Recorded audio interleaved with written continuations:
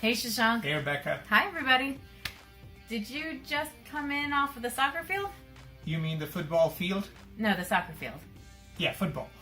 Soccer. It's called football. I guess we're not speaking the same language, even though we both speak English, I guess.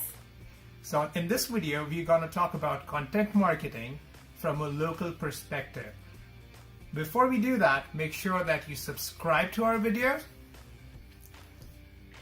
And don't forget to always share and like it.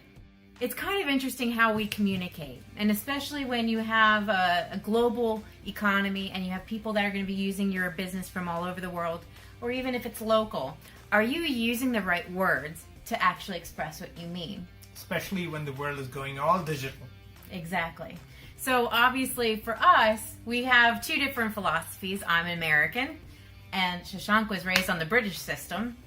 So, of course, there's going to be different words for different things. So, for like me, gasoline. Petrol. How about biscuit? Cookie. Stand in line.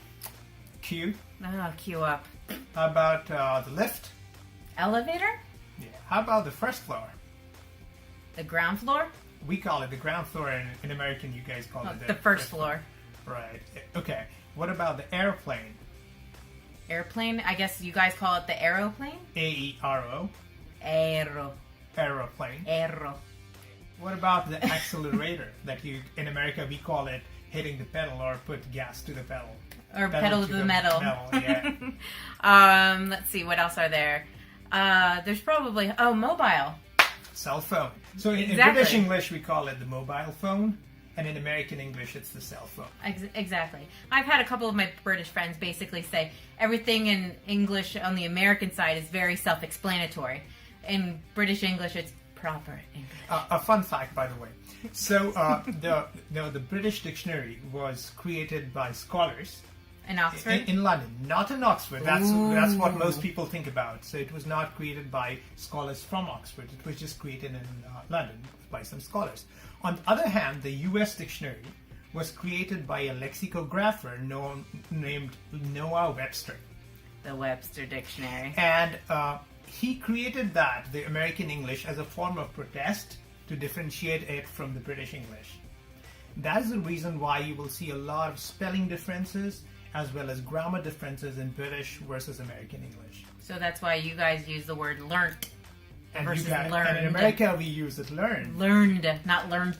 Yes, so the past participle and whatnot. It's really important to have your content marketing directed or targeted to your target audience in the language that they speak and you converse with each other.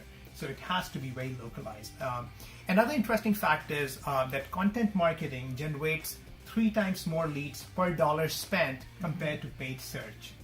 And websites with blogs perform 126% better or generate more leads and engagement compared to websites that do not have blogs. So if you're going to outsource your content marketing and writing, make sure you're actually reviewing your content and make sure it is in the proper diction of the English that you're trying to use. And especially if your website is in different languages, make sure that the content addresses the language of that region and that locale.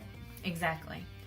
So if you have any other suggestions on how to make your tomato a tomato or potato a potato, go ahead and leave your comments below, and we'll talk to you next time. Bye.